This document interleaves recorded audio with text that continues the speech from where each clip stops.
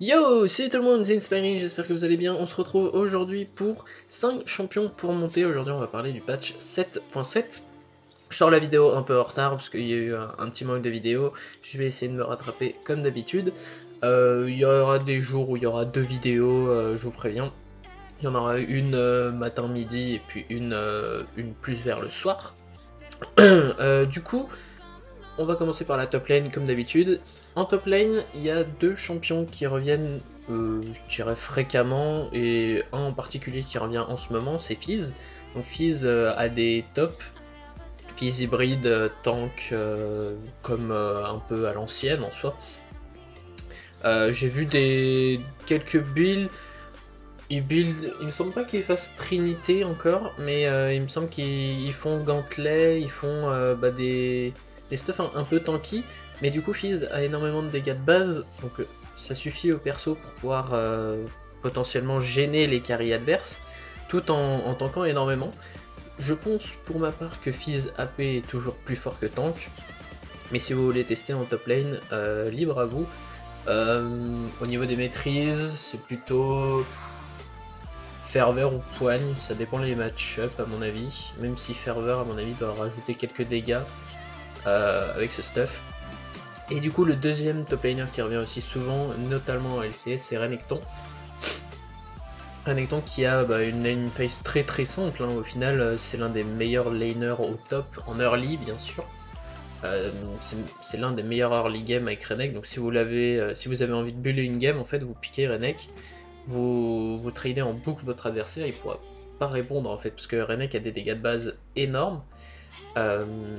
Il va te full train en fait, il va régénérer avec son Q. Excusez-moi quand je renifle, je vais essayer de renifler le moins possible. Je viens de me lever, c'est un peu compliqué. Du coup voilà pour Renek. En jungle, c'est toujours Lee Sin de mon point de vue qui est le meilleur jungler, hein, bien sûr, ça dépend comment vous le jouez. Si vous jouez mal Lee Sin, il y a toujours Kha'Zix, Graves, Ivern qui sont toujours très forts. Il n'y a que très peu d'évolution dans la jungle au final, donc on va pas s'y attarder plus que ça. En mid lane, il y a Kassadin qui est revenu ces derniers temps, et notamment en LCS et aussi en solo queue. J'ai pu tester Kassadin, et c'est vrai qu'il est fort, hein, tout simplement. Il est... je dirais pas qu'il est OP, mais dans certaines situations, il fait quand même bien le taf contre une team qui a très peu de mobilité et que vous pouvez catch assez facilement.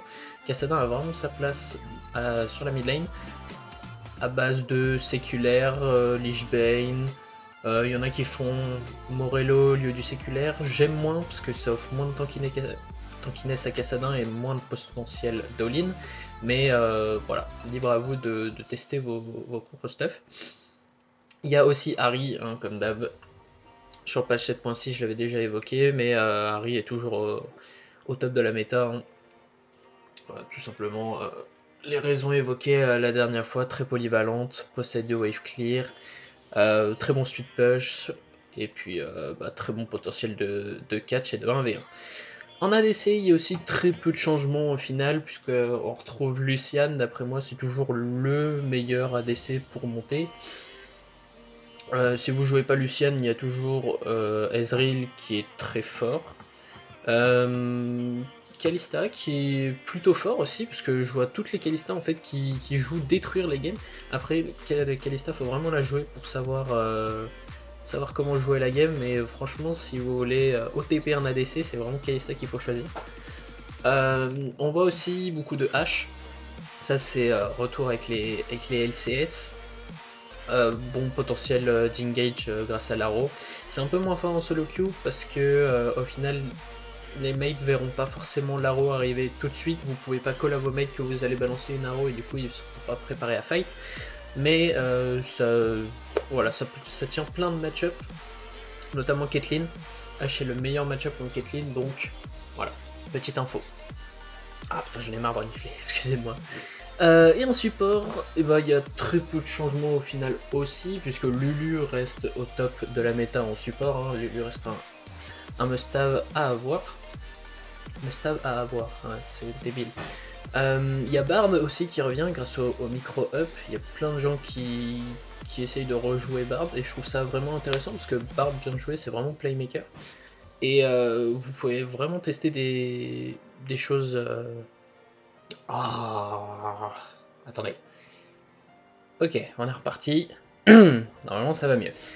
Du coup je parlais de Bard, oui, c'est vraiment Playmaker, et franchement si vous jouez bien Bard, il y a vraiment moyen de carry vos games, grâce à soit votre vision de jeu, vous pouvez bouger avec les tunnels assez facilement, soit le Q qui est assez difficile à placer au final, mais si vous mettez un bon stun par exemple sur 2 personnes, c'est facilement gankable, etc. Donc voilà, très intéressant Bard.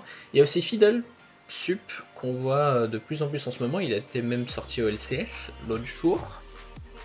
Donc ouais, vraiment très intéressant cette méta support qui bouge peut-être un peu plus que les autres lanes, puisque il y a plus de changements dans les... il y a plus de up et de nerfs dans les champions, bien que Lulu mériterait un nerf encore, hein.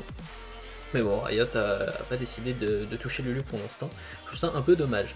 Bref, voilà, sur ce, c'était les 5 champions pour monter sur patch 7.7.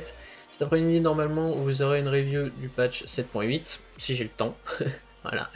Je vous fais des gros bisous, c'était Inspiring. Ciao.